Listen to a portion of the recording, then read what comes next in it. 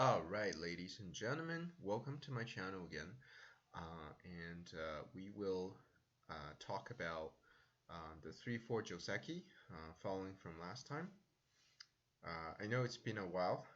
I will just quickly remind you what we talked about last time. We basically just talked about very simple variation like this. And we said this is like the most known Joseki. White gets a corner, black gets the side, and we call it day. White goes ahead and start playing somewhere else. It's no problem. Today we will talk about what happens when black plays D16. We obviously have to block, and then black will play E17.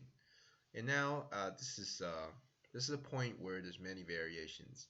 So back in the days, there's the small avalanche and the big avalanche.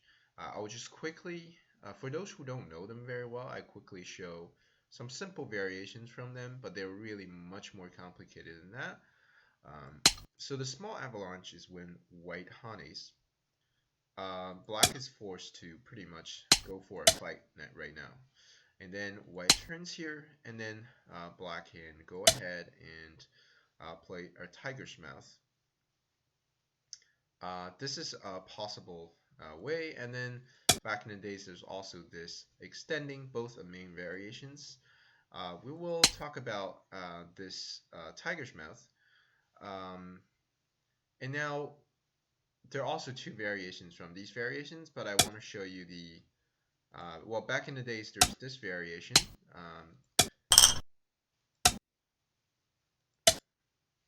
When white makes this Atari, black will turn, white will take, and black will take.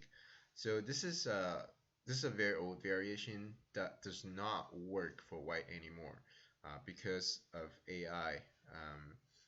AI made this judgment and then thinks that black has a lot more territory, so this is not really a fair trade for white. So instead, what white should play is to attach here, forcing black to do something. If black does not do anything, well, that's game over, right? We can go ahead and ladder the entire group. So black is forced to extend. White will extend, black will connect, and white will block at B16.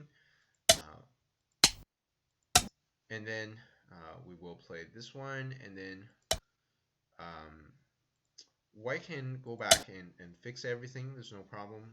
Black's turn is a sente, and and the game will keep going from here. So black have to run both groups, and white is not settled either. So these are avalanches. They're very complicated, and I really would not recommend any of my viewers playing these because they're eliminated anyway. So why remember all these weird variations that are eliminated that no one plays anymore?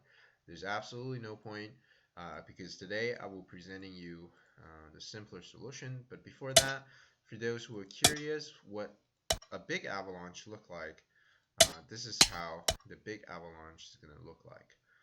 And there's many tricks. There are many tricks. There are many variations as well, right? You have to know. Oh, what if white cuts here, right? That's a trick. You have to know how to deal with that. You have to know how to deal with the main variation. You have to know how to deal with this main variation as well. So very complicated stuff. So once again, don't do any work about them because they're eliminated. They're no longer like correct. No one plays them anymore. So don't worry about avalanches. I will talk about how you can avoid them. So the correct move, there are two ways you can deal with this. One is to extend at D18. Very simple, and I think many of my viewers would absolutely love this move. Not only gets a large corner, but uh, look at potential weaknesses that black has. There's a leak on the second line, so why not play such a solid territorial move that just so solid and then waiting for opportunities. I think that's the best move. um, black will extend. So if black does anything else, white will immediately play d14, and this is an excellent position for white because these three stones are pretty much, I would say, pretty much handicapped. Um, very hard to follow up. Like pretty much black has to run, and white will have a lot of influence onto this side. So black will absolutely have to extend, right? If it doesn't, you can punish him by hunting up. So that's black's correct move. White will follow up with another crawl. And once again, you cannot allow white to honey up, right? So I have to emphasize this. This is about liberty. This is about influence. This is about everything. So black will absolutely have to respond to every crawl that white has. So white will make another one. Make sure there's four of them. And black, once again, for the same reason, will have to keep extending to not lose the influence that he has over here. And now we can happily go ahead and take another corner. So excellent way for you to defend yourself against black's d16. So now your corner is big, and then you have the sente. So why not? This is a very happy variation for white. All right, so should be for most of my viewers. And I just want to quickly mention what happens when black place moves here. Black can turn here, that's a big move, that's no problem, but we can follow up with a tanuki. Our life and death is just fine, even if when black has a stone at e18, right? Even if black plays e18, we still don't need to worry about it. We can play somewhere else. It's very important for you to remember this. And when, um, so, so how does black do anything towards corner? Nothing he can do. When he plays this one, we can defend like this. When he turns, we can block. We have enough liberties to kill black off. Black's best move is probably to peep at b18, but then we can just kick him. There's no problem. Black will play d19. These are connected. Why? Because if you play this one, this is not going to work out. So, but that's okay. Black is connected. Well, that's fine. We can just honey and make a tiger's mouth, and we're completely alive, right? I'll leave this to yourself to verify that that this is completely alive. So even if black adds two moves, right? So black made one move, two moves, we still can tanuki. Our corner is just completely alive. So not only we have territory, but our territory is very safe. So that's a point.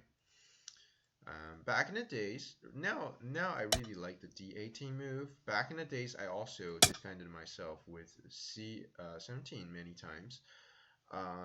This used to be my main response, but I think now I will change d18 because it seems more efficient.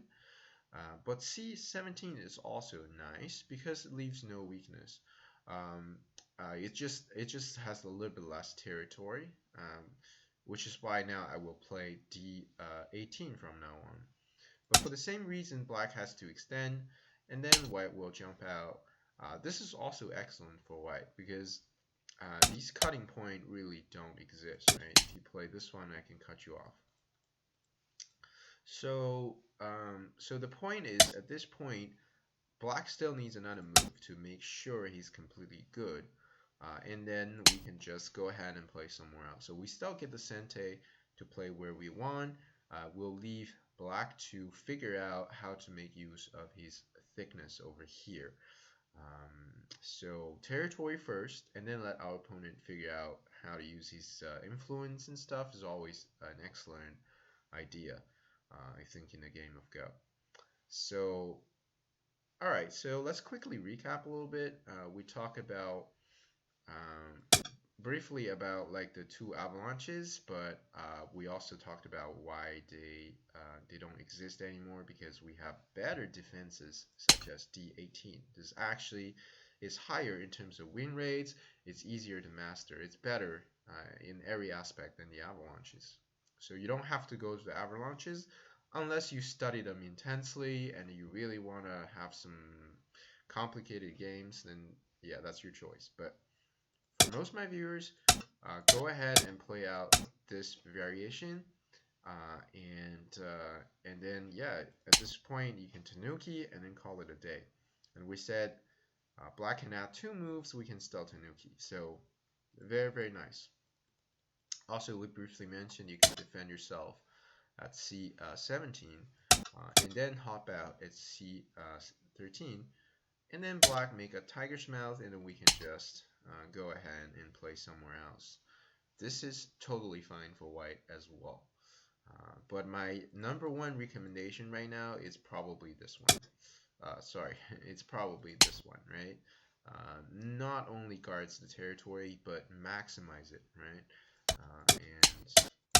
And if you play like this in your game, and then you follow up with another solid move, you will already have a lot of territory on hand, and then it's very comfortable for you.